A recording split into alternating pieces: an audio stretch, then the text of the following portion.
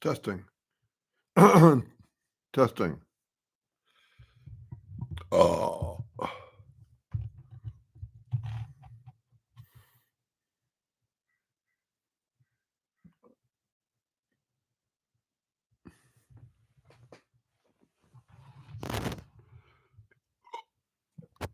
Testing.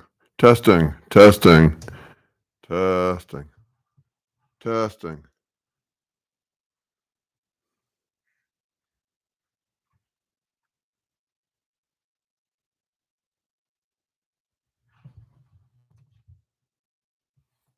Testing. Testing. Testing. Testing. Testing.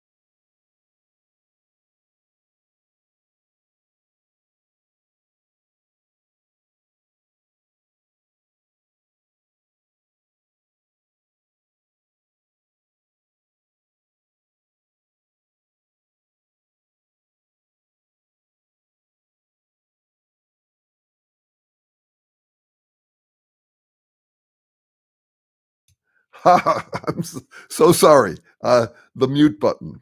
Hello, Dr. Ron. Nice to meet you. Can you hear me now? I think you probably can. I'm not sure that the volume is all it could be.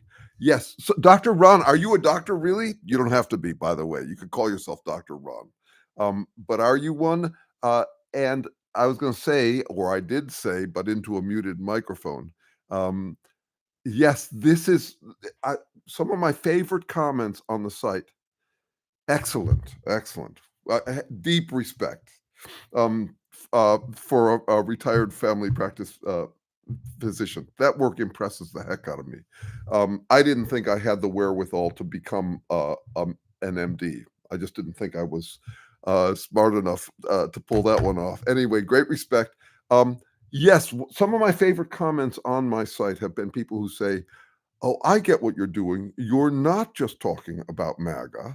You're talking about uh, human nature, and in particular, a trope, a tendency, a disposition that would be common in humans." It for me, MAGA is the MAGA lifestyle brand, the right wing policies and all of that. While um, they're ornamentation, they're not actually the point here. We're talking about people's temptation to feign infallibility and why that would be so much a natural hunger for human beings. So when people recognize that I'm not talking about MAGA primarily, I'm applying an approach to understanding basically anthropology in a biological context, going back all the way to the origins of life. I'm trying to understand human nature and a temptation we all have. Everybody I know, even the ones who claim that they're purely open-minded and they love finding out that they're wrong, uh, everyone I know feels snubbed when we find out that we're not right. That is, we do take personally our capacity to interpret reality, and when reality gives us a reality check, it's not fun. It's not fun, and it takes some adjusting to it. It's a what I call a cosmic wedgie to be pulled up short like that. So anyway, yes, and so the question becomes, how do you manage that temptation rather than these people are bad because they have that temptation, whereas I don't, which I call exempt by contempt. That I hated in MAGA proves that I somehow am immune. I'm exempt to have from having that trait. I came up with the term yesterday, sectceptionalism, which is other sects uh, have uh, uh, these human weaknesses. My sect doesn't. It's just very standard in humans, the desire to feel exceptional. Where are you, Dr. Ron? What part of the world are you in, if I may ask?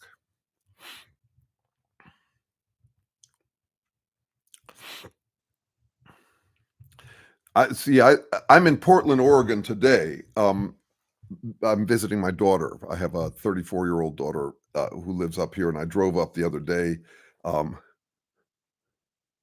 yes, thank you, Dr. Ron. Um, yeah, so I'm up in Portland right now, but I live in Berkeley, California. So I have in Bend, neighbor. I'm just around the corner. Hello, M. Nice to see you here. Yes,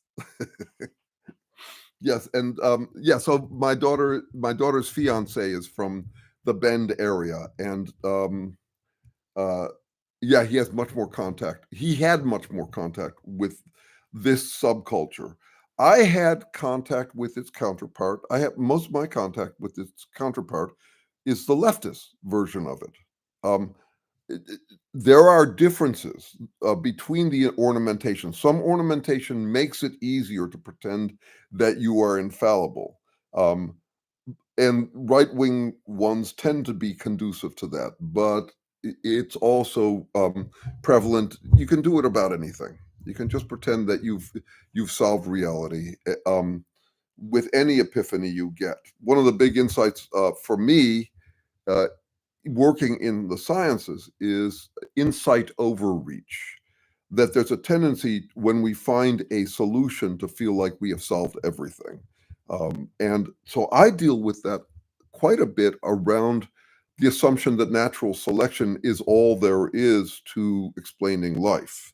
Darwin wouldn't have agreed with that, and I don't either. That is, I have to explain life from its physical chemical origins, uh, and also selection is a negative force. It's not a force. It's actually just the second law of thermodynamics, which means that the business end of life is the struggle for existence that goes on in individuals, and and some fail at it. So it's not like natural selection. Selection is a terrible term for it. And it's wonderful that Darwin started his approach by drawing parallels to artificial selection. But artificial selection is actually selection. It's farmers with a goal of producing better crops, eliminating. But natural selection is not doesn't prefer anything. So insight overreach, you see it over and over in the sciences too. It's a sense that we solve this thing, therefore we've solved all of reality, and it's problematic. In my field of research, there's this kind of Procrustean compulsion to explain everything with the tools you've got, like cybernetics. I got into the evolutionary work through evolutionary psychology and realized that it was doing the same thing. It had started out to be an attempt to understand um, the contribution to human behavior of having evolved, and soon it was an attempt to explain everything in terms of natural selection and biological impulses. And that's when I parted ways with it. But in each of these cases, whether it's natural selection or evolutionary psychology or cybernetics or any of those fields, they're wonderful contributions. I'm not dissing the contribution. I'm just saying it's a contribution, and it's much more complicated than that. And you have to integrate all these different approaches. We have officially started. I was on here on the early side. Um, any questions, comments, critiques? I'm welcome. I welcome any of it. Critique, especially if you think that I've got that I'm missing something, please let me know. A while ago, people were asking what I recommend to read, and my response was it depends on what interests you, where your brain Velcro is, what your heart Velcro too. It's all tied to me. That is, I'm reading out of an enthusiasm to understand. Uh, but anyway, I have on my drive up here from Berkeley to Portland, Oregon. I started reading Yuval Harari's new book called Nexus. So I'm about halfway through it, and find it very useful and resonant with the research that interests me. And one of the things that came out of it, and a conversation, I have got this good buddy in Silicon Valley, he's a venture capitalist and a Trump supporter, and Israeli, and very Zionist and all of that. And so the conversations with him are fascinating. And truth emergent from disagreements among friends. We're very loving with each other, and we think, and we're brutal with each other. Um, and I started to notice this week a difference between being rational and rationalizing. And it came from watching forms of argument. So being rational, when you think about what the word means, it's based on the word ratio. So you're weighing the pros and cons, and you're trying to avoid opposite risks when you're doing it. Or you could say you're weighing opposite benefits. You could say that if you're avoiding opposite risks, you're actually inherently trying to avoid lesser of two evils. And I looked up the word evil, the etymology of it, and the word is migrated to where that's a very stupid phrase now. I don't know if you've ever heard someone say the lesser of two evils is still evil. Fucking absurd. It's just absurd. No, all decisions include trade-offs on all of the alternatives, and so no, it used to just mean bad. Uh, and now it means pure evil, something like that. But anyway, rationality is this weighing of pros and cons. You're looking at alternatives. You're shopping among interpretations and responses to your interpretations. Rationalizing is making a deductive argument for what you want to believe and ignoring all other potential arguments. And so you simply make a case and you do it deductively. Deductively is like math, or it's kind of the ideal. All men are mortal. Socrates is a man, therefore Socrates is mortal. That kind of deduction is, it feels it is airtight, except that it is grounded in two things that are not covered by deduction. This is kind of central to my work, so I'm gonna mention it here until someone has a critique or question or anything like that. I'm just going to continue to ramble about this for a second. So an important thinker in my lineage is this guy named Charles Sanders Peirce, who coined the term pragmatism and is kind of considered the founder of the pragmatic school of philosophy. He also coined the term semiotic, and he's trying to understand how significance happens, how we find something to be a sign of that we respond to. And he did important work that we build on. Once again, it's to avoid insight overreach. He didn't solve it all. He left some major questions unanswered and made some assumptions that I just don't think are practical. One of the things he was trying to do was avoid psychologizing. He didn't want to think about the interiority of a being, so he plays out semiotics without that, and it becomes almost mechanical. But he did come up with an insight that I find profound. So it distinguishes three kinds of logical moves that we make. Two of them are familiar to everyone: deduction and induction. And the third one is called abduction. Aristotle mentioned it. And watch this moves he makes. He says, deduction is using a general rule, applying a general rule to an instance. So all men are mortal is a general rule. Socrates is a man, is a case or an instance. Therefore, if that is true, if all men are mortal and Socrates is a man, then he has to be mortal. But the question becomes, okay, how did you know that Socrates was a man? And how do you know that all men are mortal? Well, uh, almost. Watch this. Watch this move. This will take just a minute, and it's quite intuitive, but it'll just take a minute. So he says, how do you come up with a rule that if the ground is wet, it rained last night? You do it by taking instances. So we can actually reverse the sequence. Um, Socrates is a man. Socrates is mortal. Therefore, all men are mortal. Now you can say, well, one case doesn't prove it, and that's right. This is called this is about the incompleteness of induction. You know, how many men have to die before you know that all men are mortal? But induction is using instances. So what I did was I reversed the order of the syllogism. So Socrates is man, Socrates is mortal, therefore all men are mortal. Okay, and you strengthen an induction with more instances. So Plato is a man, Plato is mortal, therefore all men are mortal. You can build it out that way and get you into all of the statistical work we do. But there's another one that we tend to overlook, and yet it's the most fundamental. How did you know that Socrates was a man? You don't know, it's a guess. So while deduction is airtight, it is grounded in induction and abduction. Abduction is basically how we categorize things.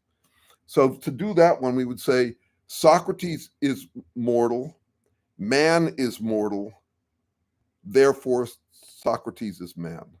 What you're doing with abduction is you're finding traits in common and thereby categorizing. So an example of an induction, if this interests you, spend a little time this week thinking about how much we rely on abduction. For example, you might have seen this mug before in a video. Okay, this nose, this hair, this all of this sort of stuff. So you assume that I am the same guy as you saw in that video. That's an abductive move. It's actually a failure to distinguish. It's not like you say, oh, wow, that guy looks just like Jeremy Sherman. No, it's actually a failure to distinguish. It's an intuitive move.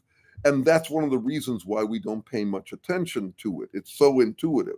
So if I go out to a car in the parking lot, I have a white Prius that I bought years ago. I am not someone who cares about cars. A friend of mine who's he's a PhD biochemist, lawyer, and medical doctor. Jesus. And he drives a Jaguar, and he said to me, Jeremy, your car is not a Babe magnet. Fair enough. But anyway, I go out in the parking lot, and I look for my white Prius, a very common car in Berkeley. And I come up to it, and I press the key to open the car, and it doesn't work. And I think maybe the keys malfunction, which is a little bit like assuming that wet ground means rain. And I keep on trying it and stuff, and I notice that there's a baby seat in the back of the car. And I recognize, oh, it had these traits in common, and yet it didn't have that trait in common. My car doesn't have a baby seat in the back. This one does. Okay, so that's what we call a false abduction. And they're fabulous, and they're the heart of a kind of humor, which I find just lovely. So I'll tell you a dirty joke, and you'll tell me what you think of it. It's an example of a false abduction. Guy's out in the front yard mowing the lawn, and his wife is upstairs in the bedroom, and she beckons to him out the window. She says, "Will you come upstairs?" He comes upstairs, and she says, "Will you take off my blouse?" So he takes off her blouse. She says, "Will you take off my skirt?" He takes off her skirt. Will you take off my bra? She takes off the bra.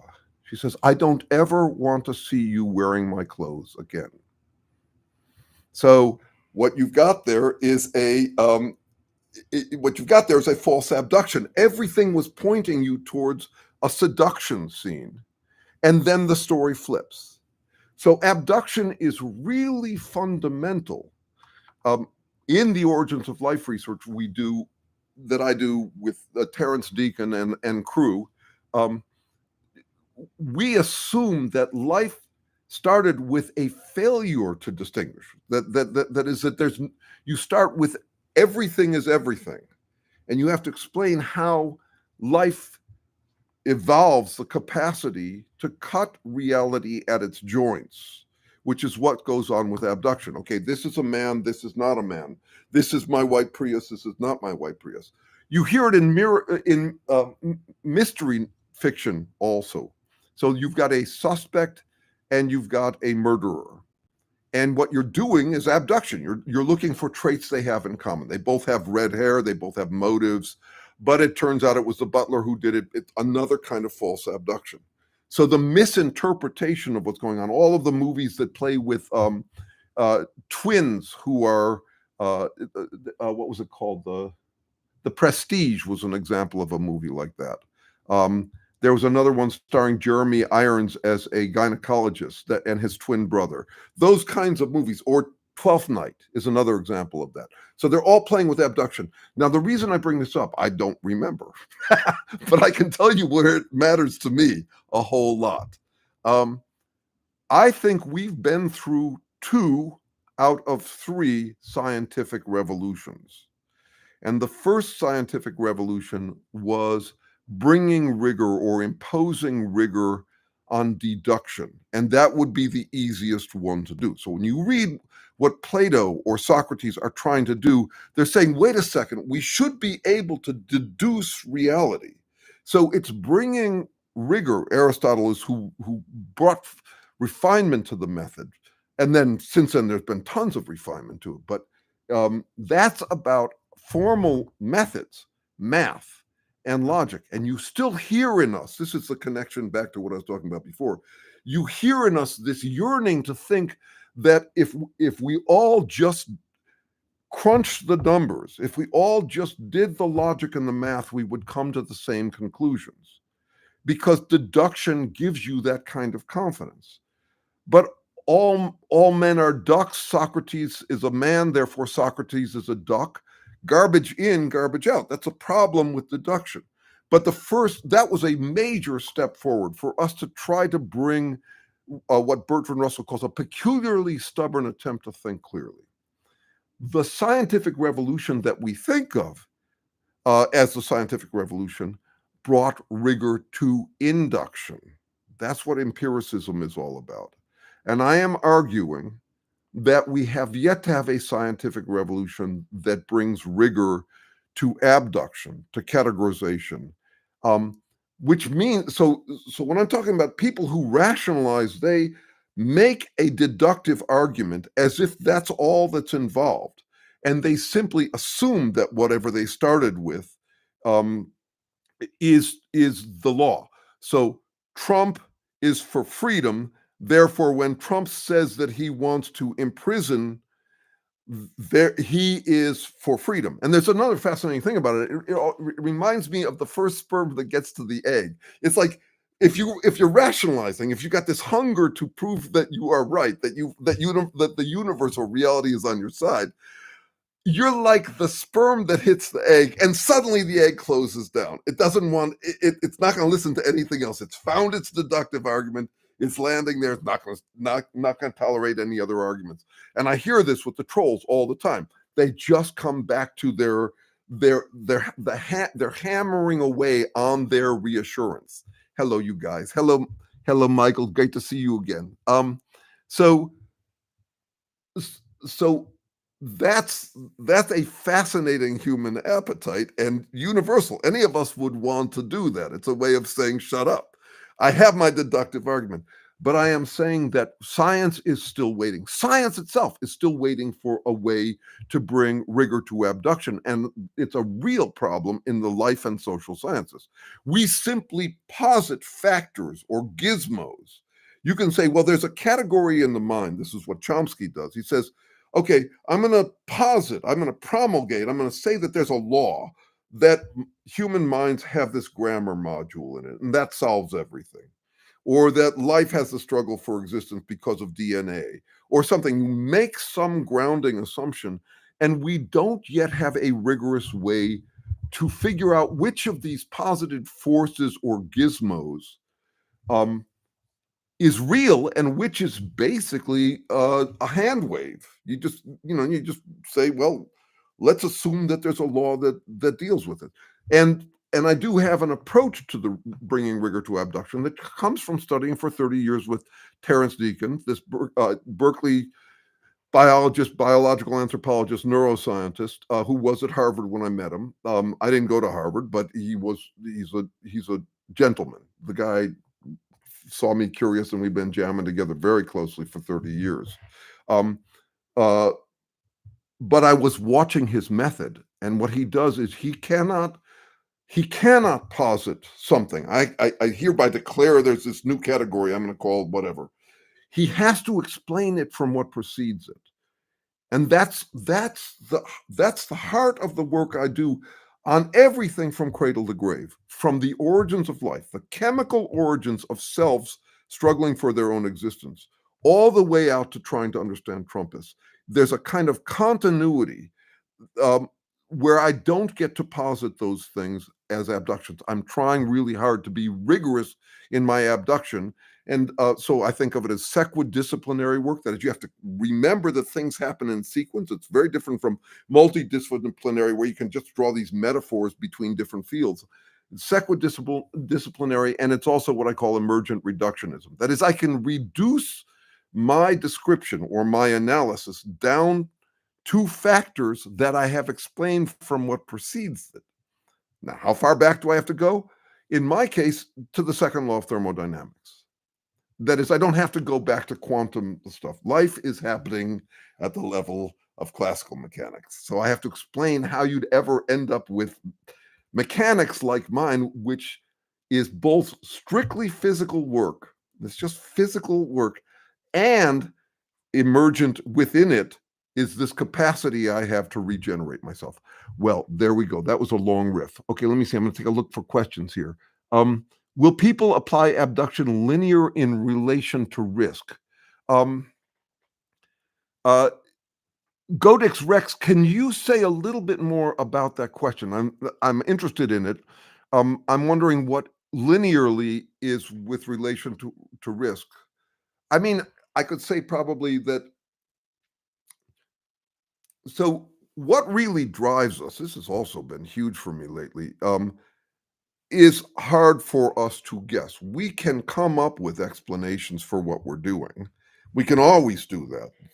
It's a famous insight from social psychology is that you can, we, if I frame it this way, that the common prayer of all humans is God grant me one good reason for what I just did.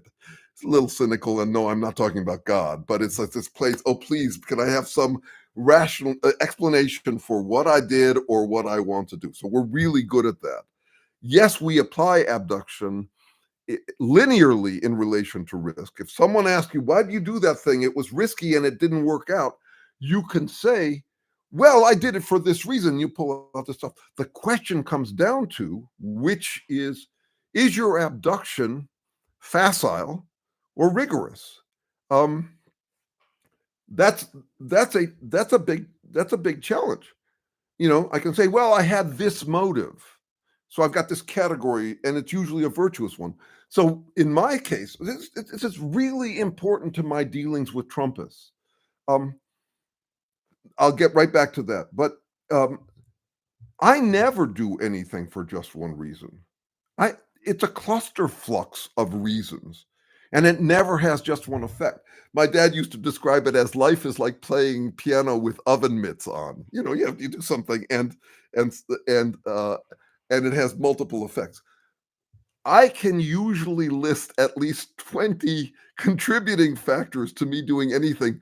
Some of them pious and virtuous, some of them shameful and tawdry.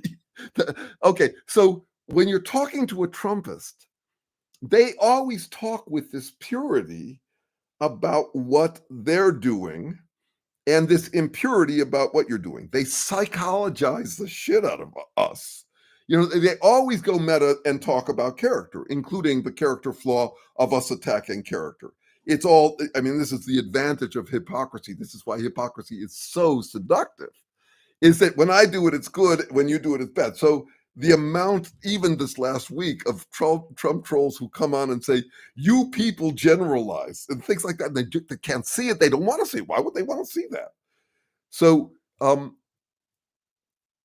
something I have to eke out with them has to do with what I originally called mind reading rights. Who gets to guess what's going on in someone's mind? You probably heard this phrase that really makes my skin crawl. Don't tell me how I feel. I know how I feel. And I agree, I don't get to tell them how they feel, but I certainly am entitled to an interpretation of how they feel, and likewise, they're entitled to one from me. Um, so that's come up this last few weeks because more and more I've been playing with this trope. It's actually a Karl Rove concept. You don't attack your opponent on their weakness. You attack them on their strength. So what is the strength of Trumpists? This macho thing, that they are the brave ones. And more I have been playing with, because I'm just experimenting with what could possibly work to disappoint these people. That's the goal here. I'm not trying to persuade them. That would be enabling. It's like trying to persuade a psychopath. And these guys aren't psychopaths. They have assuaged their consciences. Their consciences are at permanent peace. They're perma-affirmed by something like, well, I'm a Christian, no deed too dirty for Christians like me, something like that. But I'm trying to disappoint them, and I have been playing more and more with them being sissies, them being homophobic, homoerotic, that is, they got a major hard-on for this senile trust fund baby who does his own makeup and dances to YMCA. And it was interesting for me to play here. I even call them pussies in one of my videos. This is a controversial word in Berkeley. And I had to look it up. It turns out this was an early strategy against the Nazis, which they call it the gay Nazi myth. And the claim across the social sciences is that it was debunked. But I am on the fence. I don't think it was debunked. So the arguments, the sociological arguments against the gay Nazi myth was they had all of these policies against gays. Yeah, that doesn't prove anything. I mean, I said they were homophobic. And the other is that it's not nice to be disparaging about gayness. And I'm saying, do whatever turns you on. I mean, part of the joke is part of the dig is to say, look, teach their own. We're all turned on by some things, turned off by others. For example, I wouldn't want to have sex with you. That'd be disgusting to me. But I don't make a big holy moral, holy war out of it. It's interesting to be playing with this thing where you're trying to actually put them in a category other than the category they want to be in. And they will say, don't tell me how I feel. I'm a macho man. And I'll say, no, I won't tell you. Even though you tell me all the time, like you can psychoanalyze me in a very convenient way. I won't tell you, but I sure as hell have my right to my interpretation of your behavior. And I think you're just a poser. I think you're desperately trying to look macho because you don't feel macho. And that's why you've got this hard on for Trump. The most vulgar video I put out, I mean, I might have lost serious audience with this one, was this one maybe a month and a half ago, where I'm pounding my closed knee and pretending I'm jerking off to Trump. That was an interesting experiment. No animals were killed in that experiment. I didn't beat any animals to death, but I definitely was playing on the edge to show what these guys look like from the outside. All right, homoerotic. Yes, that's the one. Addicted. Yes, addiction is what we're talking about at all levels. And I want to say something. One of the challenges in this line of work is that I have to neutralize terms. If I'm going to come up with an abductive category that is a category of behavior, I want to strip it of its pejorative or majorative sound. That is, I adore my addictions. I feel really lucky to be addicted to this work, most fundamentally, and to playing music. Those are addictions for me. How do I know they're addictions? My definition for addiction and love is actually they're synonymous in terms of what they are describing. The operational definition of the behavior is doing dedicated work to maintain something that you depend upon. That's the same definition for addiction and for love. What then is the difference between them? Because we think it's a huge difference between these categorical behaviors. Well, one sounds pejorative and the other one sounds positive. So if I think that someone's dedicated work to maintain access to something won't turn out well, I'll call it addiction. If I think that it will turn out well, I could call it love. Love is a very fuzzy term, but I actually have to explain addiction from the origins of life forward. So love is not a word that you would normally apply to this, but I have to explain how you end up with these checks and balance systems at the origins of life. You could say it homeostasis, but it's a particular kind of homeostasis where both are preventing each other from ending. That's a kind of addiction. And all of the work that Terry is doing currently is about how multicellularity, all sorts of behavior, including sociality, is a product of addiction. That if there's an external, to give a simple illustration, if there's an external source of something that enables me to, so I'm doing something for myself, there's an external source, a service or good that enables me not to do it, like a grocery store that keeps me from having to farm, I will lose the capacity to farm and thus will end up addicted to it. Good or bad, irrelevant. I'm not interested in that when I'm trying to analyze. I'm just trying to understand what goes on. We would argue that something like that explains just a huge variety of living behavior and is the counterpart to Darwin. It's the generative part of Darwinism. He's calling it inverse Darwinism. It's that when you have redundant ways to do something, one of them can relax and do something else. So a personal example is if you're in a partnership and your partner happens to be a good cook or a good accountant or good at bringing in money, you may lose the capacity to do that because you are now doing dedicated work to maintain an external source that you are dependent upon for supplying that thing. The book is called Falling Up. He's working on it. If anybody wants chapters of it, now that he's retired, he's emeritus from Berkeley, he said, yeah, I'm happy to share the drafts. It's phenomenal. It's like the other half of Darwinism. It explains how you get this greater intricacy within life. Okay. All right. So Maxim Malamed says that would be homeostasis makes sense. That would be social Darwinism. Not. I would like it if you unpack that for us a bit. Gotex Rex. No, sorry, Maxim, because I would like to understand what you're saying. Social Darwinism. So when Darwin came up with his theory, this is an example of insight overreach and the human motivation. When he came up with his theory and then gave it the bad name survival of the fittest, suddenly, God grant me one good reason for what I just did or what I'm doing. If not God, then nature. Suddenly, there were 4 movements that all glommed onto his theory and said, the fittest, that's us. Social Darwinists said that Elon Musk's are the fittest. Communists said that the working class are the fittest. Nationalists like the Nazis said we are the fittest. The Übermensch thing, which Terry pointed out the other day, has some parallels to this thing about was it Terry? I can't remember. Someone I was talking to. Übermensch is kind of a man boner for man. I mean, it's a little gay. It's like I want to be Superman, that kind of thing. So you also had this nationalist version, the interpretation, the Nazi interpretation of Nietzsche, for example. We are the fittest. And then you ended up a little bit later, Teilhard de Chardin, with these New Agers who said we are the fittest, that the fittest are the ones who recognize that love solves everything. Okay. Okay. I'm sorry. I was responding to how someone said it's reverse Darwinism.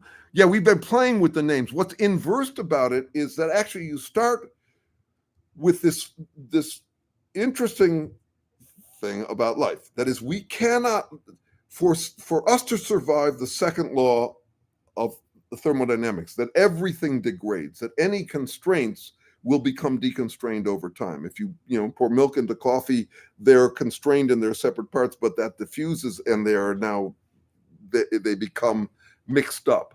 So if that's what we're up against as organisms, struggling for our own existence and hustling all day long to remake ourselves, we can't it's not just about replication. I actually have to heal myself. That's a higher priority. Day-to-day replication, me being alive today like I was yesterday, is a higher priority. That's job 1 for life. Replication is separate, but you cannot operate at replacement rate. A 1-to-1 ratio, your population will diminish. You actually have to multiply. You have to produce more. And Darwin recognized this, but he did not recognize that. So he's inspired by the Malthusian insight that populations grow exponentially, whereas resources grow arithmetically. So he starts with that. He understands the way that replication causes a problem. He doesn't recognize that replication actually produces redundancy. And when you've got 2 things that can do the same thing, one of them will degrade and can possibly fall into new functionality. And then you end up with this kind of addicted relationship. So imagine this. You're working at an ice cream parlor and someone else comes in and substitutes for a few weeks while you're working there. So you don't have to do your job, but you're already functional. You know how to do your job. And so you go off and you come up with a new idea for how to make ice cream. And you come back in with this new kind of functionality and the organization becomes addicted to you. So that's a simplistic example, but any kind of R&D or skunk works or sabbatical is basically that concept. You've already got capabilities. We're now going to give you some freedom to degrade and fall into possibly new function. And if you do fall into new function, then that will enhance our capacity. That will add to the intricacy of what we do. Okay, so I do have a tendency to talk. Let me see what I've got here. wondering what role racism in the Trumpers' decision makers matrix, in addition to varying manners of addiction. Good.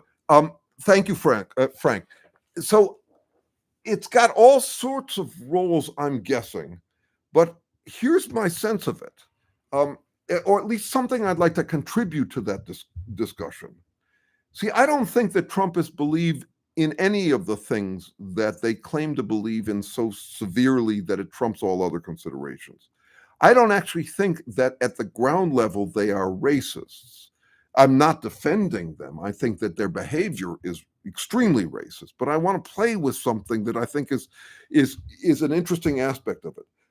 I think Trump would migrate towards anything that makes him feel superior, anything that would affirm him, that he's an extreme case of the of that appetite that can come from scarcity or abundance.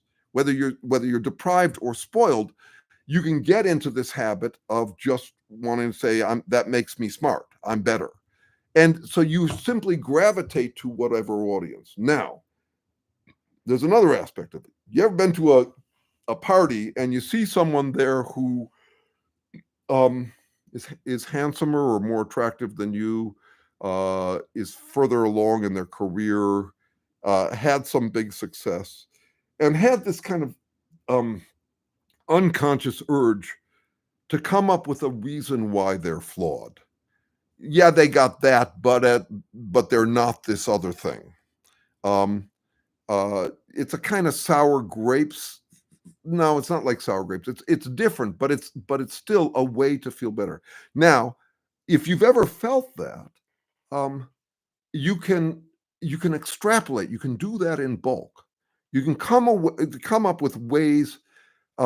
Humans would need a lot of this. We're living in what I call conviction impairment. It's really hard to feel like you're on the right path because there's all the other people on other paths around you these days, and we're witness to how many different other paths there are. Talk about a cosmic wedgie. That's quite a shock. Europe dealt with this when they suddenly realized, oh wait, there are other cultures and they do things differently. So doing it in bulk, prejudice in bulk, would be a huge advantage to us. And racism becomes an example of it. Sexism, you just need ways to say, I'm superior to an entire population of people.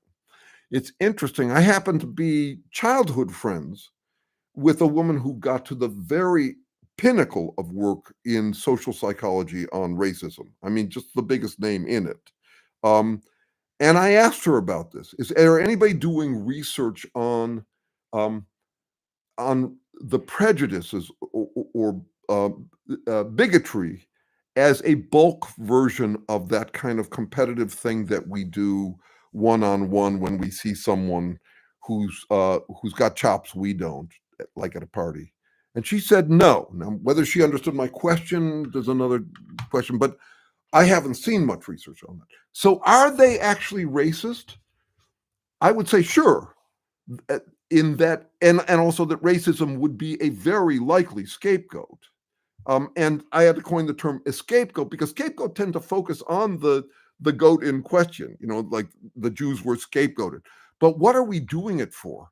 We're doing it to escape anxiety. The problem is not me, it's them. It's a form of escapism. And a lot of my work is on trying to get people to do escapism. We need it, but to do it in safe ways. It's not okay to be doing your escapism where you turn government into your vanity project. That's dangerous. But watching videos, watching porn, going to church and feeling like a badass, going to death metal concerts feeling like a badass, doing football. Yeah, Frank Nunez, exactly, on point. Spectator sports, shopping. These, I mean, they have their costs and benefits, but if you're going to get it addicted to a way of escaping, do it safely. I don't see an alternative to this. We need our myths of self-exceptionality. We are an incredibly anxious species. Not our fault. It's just that we have language. We have language and technology that exposes us to all these other lives, all this conviction impairment that we run around with, the sense that, maybe maybe I'm barking up the wrong tree. Maybe my life is a joke. Maybe I've, you know, whatever. The sting of that, the everyday setbacks that remind us that we're guessing and we could be wrong. And we need the pep talks. We need these mojo replenishing pep talks. And my point is, embrace that, own it. Don't pretend that other people are needy and you aren't. We are all needy. This is a human situation. And you may not know that you're needy because you may be well supplied. So I call it the dependency paradox. The better held you are, the more independent you feel. The less well held you are, the more dependent you feel. That's the opposite of what you'd expect. But that's the condition we're in. And also, I think it's really taboo to admit that we need that kind of affirmation. I'm trying to make it okay. It's like escapism positivity, but do it in safe ways. Safe escapism, optimal illusion. It's not how far out you go, but whether you remember to come back to reality after. Take your flights of fancy, but always with a return ticket to reality in your heart pocket. Something like that. Am I answering questions? I'm not sure. Um, let's see. How then to maintain reproductive privilege if not signaling strength? Sorry, I'm probably catching something in the middle here.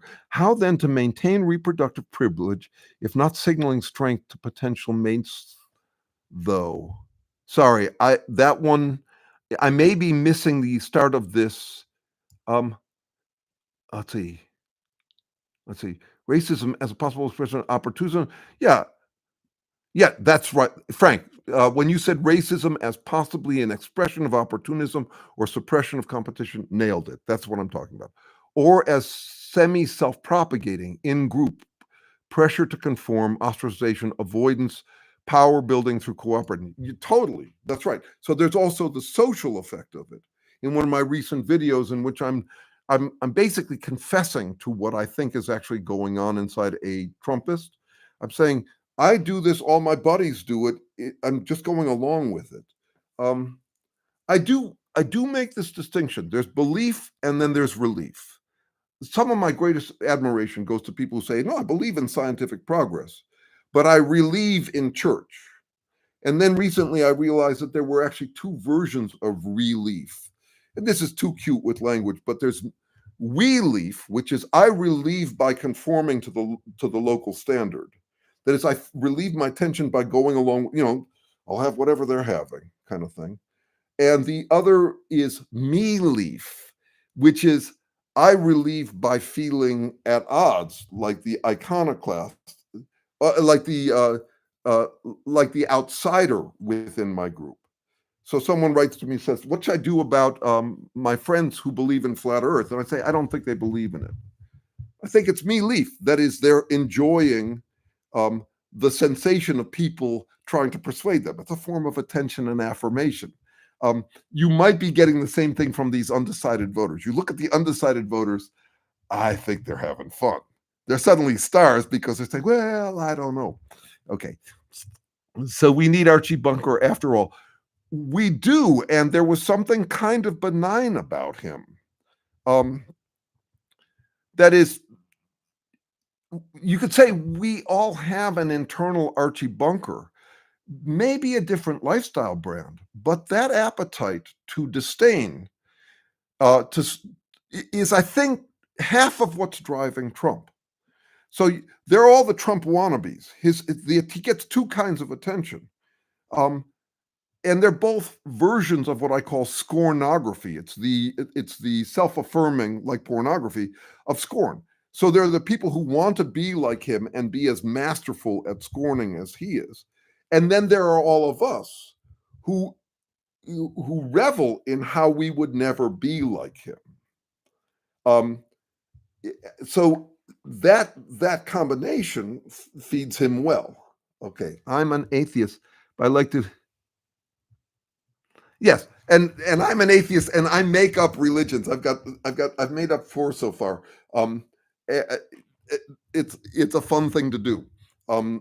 Let's see. Okay, so if I'm ever like them, have me committed. So this is the thing, Catfestation. I'm with you there. If I'm ever like him, shut me up, disappoint me. But the question is, like him, how? And this comes back to where we started. What is the category we're talking about here that is bad behavior? To give you an illustration, we say those who don't learn the lessons of history are forced to repeat it. Which lessons? That's actually an abductive or categorical idea. So, for example, Stalin and Hitler both had weird mustaches and funny hair, um, and they were short. So, is the lesson of history don't elect people with funny mustaches and shortness? It could be. I don't think it is, though I do see that flamboyant outsider hair is a form of me leaf. That is, that Trump looks exotic, is part of what works for him, or looks weird, or is defiantly made up. That is his makeup and hair and all that. But what are the lessons? So, how would I have to be like him for me to be put away? That's the question. It's the heart of that work, the psychoproctology work. That work in that research project for me started with the question, what is a butthead, since it can't be just whoever I happen to butt heads with? What actually distinguishes an asshole? Because we all use the term, but we use it subjectively. Anybody who disagrees with me is an asshole. So we end up with a lot of asshole on asshole battle. So this fundamental research question is related to what you say. If I ever am like him, which like him? And what I want to say is it's not what he claims to believe. That ornamentation has nothing to do with it. It can go lots of different ways. Obviously, they are very interested in the contrast in branding. So they say anything but communism, without noticing that communism has everything systematic in similar to fascism, even though they were opponents. You get this in, I think, Brave New World, where is it Brave New World in 1984? You get these three parties that are all doing the same thing around the world, and they are a cabal. There are three cabal subset within a macro cabal. Same strut of absolute infallibility, opposite branding. So, being as I am someone who's dealt with more leftists than right wingers, I see the same trope in us. I know Buddhists who act like Trump.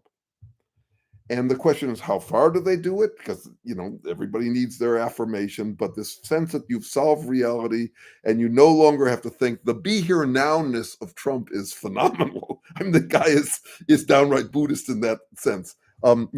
So right wing or left wing is irrelevant. It's just a different flavor of authoritarian. That's what I'm saying, Maxim. That's exactly my point. And then to try to understand what authoritarianism is.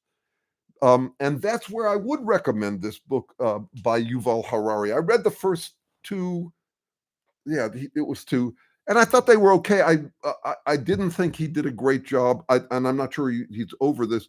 Of figuring out the difference between what a computer does and what a living being does. A computer doesn't have to rebuild itself. It's not at risk of dying. Living beings are. So all of our decisions are actually, we have skin in the game in a way that other computers don't. But this new book is very impressive to me because he's looking at the trade-offs between the way myth motivates unified behavior and how we need that unified behavior. But if it gets too tight, too authoritarian, you end up losing the powers of self-correction. They become blind juggernauts heading towards a brick wall. This is why, anybody who gains absolute power doesn't gain absolute power because actually reality wins in the end. So you could say that's my biggest concern, is that that the myths will become more and more convenient to us. The world gets more and more complicated. We will prefer simplifying myths. And then once you've done that, you dissociate from reality, and then you're in trouble. That could be the end of us. So the question becomes, what I'm saying is there's a great appeal to dogmatism. We have to own that. There was a time, I'm really grateful to be working in cult studies With having a taste, like an inoculation, a vaccine against it, I was not part of a cult, but I was a member of this world's largest hippie commune. We made fun of ourselves, which was to me not symptomatic of it not being a full-on cult. You could leave just easily. There was no discouragement from leaving. It was strictly optional, and we were very practical. We spent no time in meetings and had almost no woo-woo about us. But I was cultic about it. I know what it's like to feel the relief that dogmatism provides. And so I work among people in cultic studies, and many of them talk about it brainwashing. I am saying, no, it's not brainwashing. It's my appetite for dogma. I mean, yes, there is brainwashing in mainland China under Mao, but that kind of forced, or you could say the indoctrination of children at a young age into some dogma. But the appetite in a human being, any of us, me too, this is a new kind of Me Too movement. I know what it's like to feel relief from doubt and anxiety. I know what it's like to feel like I have boarded an express train fated for virtue, and that I can just relax and stop wondering because I have the plan. It's like purgatory. I'm going to get to heaven. When doesn't matter. I'm on the path. It's kind of the Buddhist thing. So that's a feeling that would be satisfying and worth owning in ourselves. Maybe it's just me, but I actually think it would be part of being a human. The anxiety for us is just unparalleled. Okay, let's see where we are here. I'm shocked by how many people need that to such an extent. It makes sense that people need validation, I guess. What I'm saying, Kat, is if you do this thing that I'm talking about, where you look at the continuity from the origins of life, what all organisms need to do, and you then think through how that evolved into neuronal organisms, animals, who have all of this hedonic tone, pleasure and pain, and then into organisms that have language. We're still driven primarily by comfort in our skin. Language is an interesting overlay, a complicating overlay. And what I want to say is, I'm no longer shocked. I think we're right on schedule. This is exactly what you'd expect from a language competent species anywhere in the universe. I would argue that. Doesn't even have to be carbon-based. If it's an intelligent life form, it would be dealing with these anxieties, because you can imagine all sorts of things that your cat can't. One of the things we can do with language or symbols in general is imagine infinites, like infinite time, eternity, or infinite good, like God. And then you see that we fall short of, I see that I fall short of the infinite good. And then I can self-idealize. So all idealizations, a dog can't do it. A chicken can't do it. A potato bug can't do it. Humans do it. Own it, that this is the human condition. And therefore we're struggling with this thing, and the appetite for dogma would be downright irresistible. To me, it just feels like we're right on schedule. It's exactly what you'd expect. Okay, now let's see. It's not just you. Thank you, Kim. What a relief. Was it me? Is it me? No, some people will say that. Well, yeah, speak for yourself, Sherman. You're an anxious bunny. And I will say that I was a really anxious bunny for my first 40 years. And then my attention shifted from what's wrong with me to what's up with us. And so there's a kind of joy in this work that is very tied with my social life, where my best friends are people who can laugh at me, with me, and vice versa. Because what we're doing is, this is the human condition. This is exactly what you'd expect from us. And it's kind of slapstick. It's kind of funny and terrifying. Okay, let's see. Suffering is part of life, and laughing at suffering, it may be about the most, I don't mean laughing at it. I mean laughing. My two favorite Jewish jokes and the similarity between them. The first one's very simple. The second one's paradoxical. The first one is, "Oi, life is so hard," and the other guy says, "Compared to what?" Well, compared to our ideals, compared to our language-fueled idealizations, it's really hard, and it ends way too soon. The other one is, Moshe says to his buddy Louis, "Oi, Louis, life is so hard. Sometimes I think it'd be better to have not been born at all." And Louis says, yes, Moshe, but tell me how many among us can be so lucky? Maybe 1 in 10,000. So 1 in 10,000 are lucky enough to not be born at all. Okay, so let's see. Oh my gosh, where are we? Let's see. Language allows me to make up untrue stories about my own existence to diminish my. Dr. Ron, that nails it. That's exactly what I'm talking about. That's what I'm talking about. It's simple, and yet it's a whole black market. The fact I'm really fascinated by how tawdry we consider. We are so needy that we need to not feel needy because that'd be total buzzkill. So I ended up a few weeks, maybe a few months ago, I ended up having to coin a term. There, I don't know that one exists, and I looked before I coined terms. I don't want to just be redundant, but there's libido, right? There's the sexual drive that goes back millions of years. There's also libigo, which is the ego, the affirmation seeking, the part of us that needs endorphment, the endorphin rush of being endorsed. And it's a major driver. I can say in my sex, love, romance, marriage, partnership life, it was a major driver that outlasted my libido, was this need for affirmation, that to be seen, reflected affirmingly. Now, compare these two stories.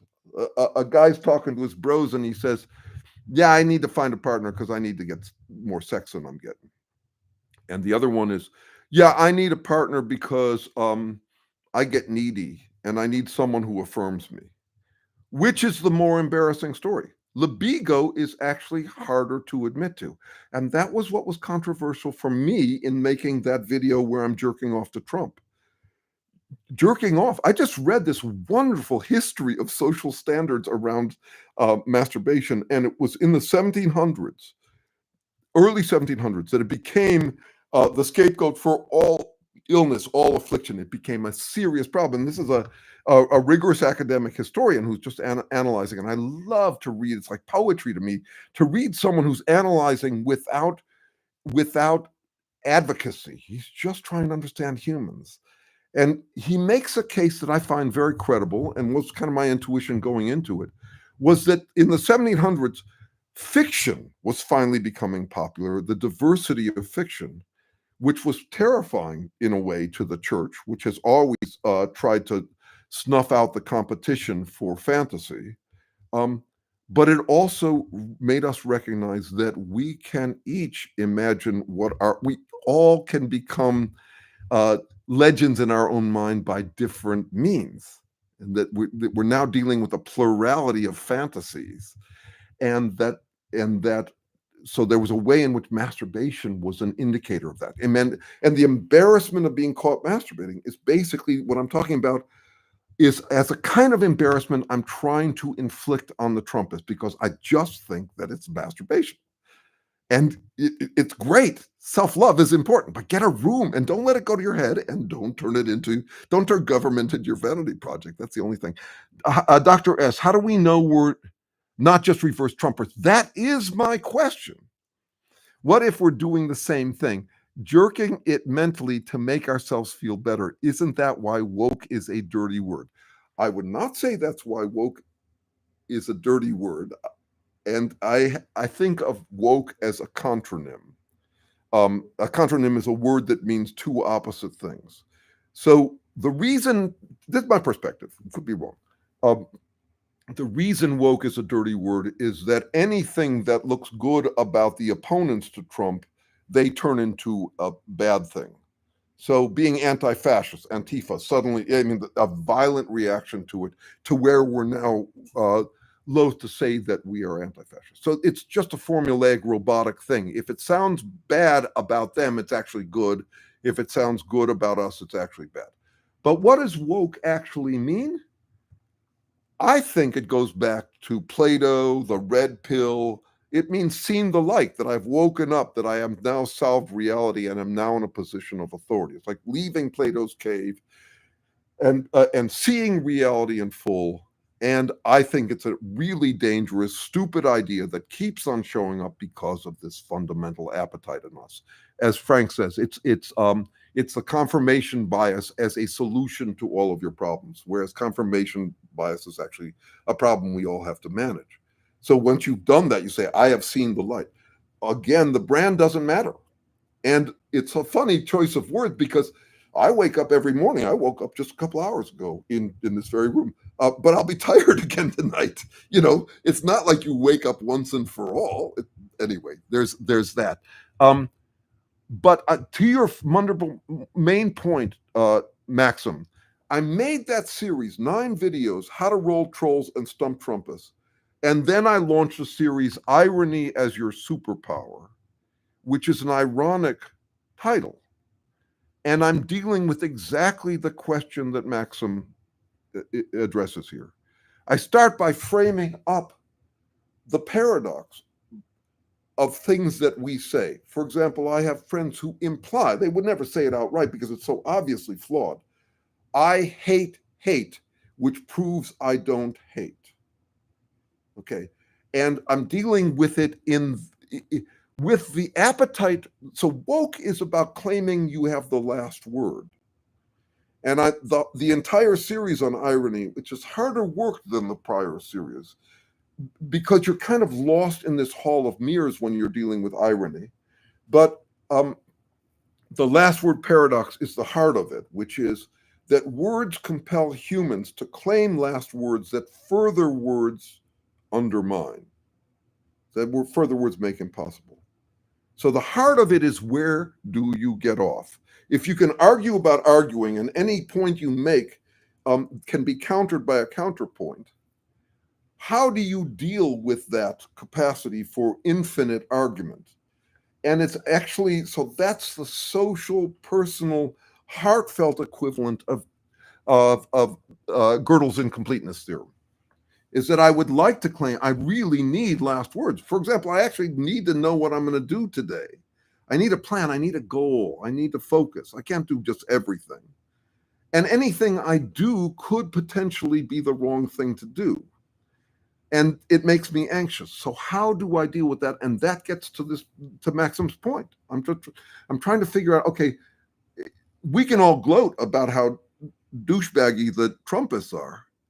And the question is, okay, how do we keep from doing that over and over? How do we keep from just being a counter cult? Because if you look at the history of these red pill fucks, first of all, if you think you've taken the red pill, you have undoubtedly taken the blue pill. There's no better symptom of it than claiming that you've had the red pill and have woken up. Okay, so if you look at the history of the cults, what they do is they counter cult. So you had communism, and now you have libertarianism, which demands exclusive freedom and uses exactly the same kind of techniques as the communists did, but for the opposite branding. Okay, so how to avoid that in the future? I still think that's just the best thing we can do, is to figure out how to inoculate yourself against the temptation for your fantasy, your escapism to go to your head. Okay, all right. So we're winding down eventually here. I guess I'm trying to see, how do we catch ourselves doing that to make sure that we're not being woke in a bad way. And once again, I have found the most effective, rhetorical, heartfelt, spiritual path is self-effacing humor. I am amazed by the things I get away with saying to clients, to my Silicon Valley entrepreneur friend, because they know it's just my opinion. But the question is, do they know that I know that it's just my opinion? So I love this line by a wonderful guy, Piet Hein. He was a Danish guy. He was best buds with Niels Bohr. They were allies. He's basically, like an amanuensis, also a mathematician in his own right. And he wrote doggerel like I do. And he wrote this one that just knocks me out. Philosophers find their true perfection, knowing the follies of humankind by introspection. I just love that. Philosophers find their true perfection, knowing the follies of humankind by introspection. So that, and there are ways to fake it. where you can say, I reserve the right to be wrong. You can pretend that you're humble when you're not. Trump does some of this. I mean, he talks as though no matter what he's done in the past, he still has absolute moral authority.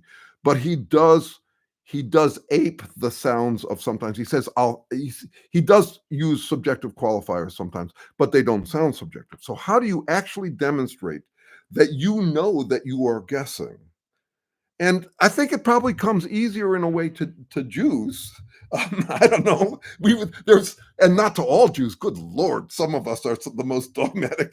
No, it's downright repulsive. The amount of red pill bullshit you'll get from some Jews, but the self-effacing humor is part of the charm. Um, uh, my dad used to say, "I haven't lived my life in vain for nothing." Um, uh, so, but it's not Jewish. Black humor. If you look at the comedians, they're all doing that. They're laughing at us, with us.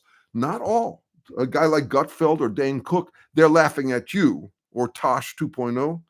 Those guys are laughing at others. It's what I call we glee, the glee of being us smart ones. That's Trump kind of humor. But I do think that the sacred communion of stand-up comedy is everybody laughing at and with each other at the human condition. Um, so that's one way to deal with it. Let's see. Okay, let's see. Okay, uh, who gets self-depreciation? You get accused of having low self-esteem.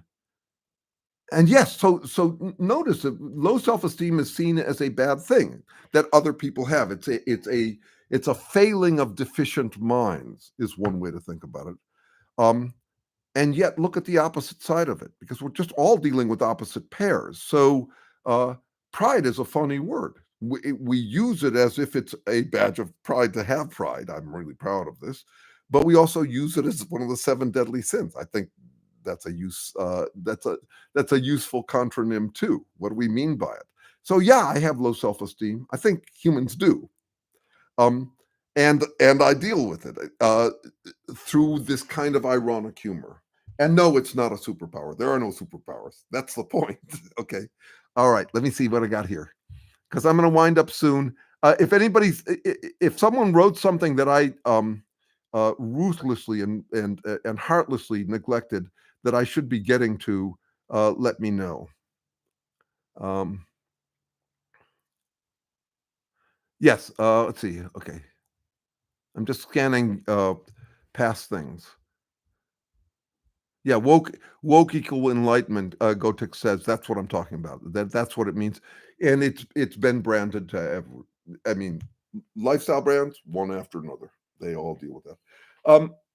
All right. Okay. So I'm going to wind up for now. Thank you for being here. Good Lord. It's so much fun to find people to wonder with. I did hear from one person last session who said, yeah, I'd love to be able to do this where it's actually dialogue. So again, keep that up. No, sorry. Uh, Let me know if you would be inclined to join such a thing. For an example, Terry Deacon, the guy I work with, we have a jam session every week.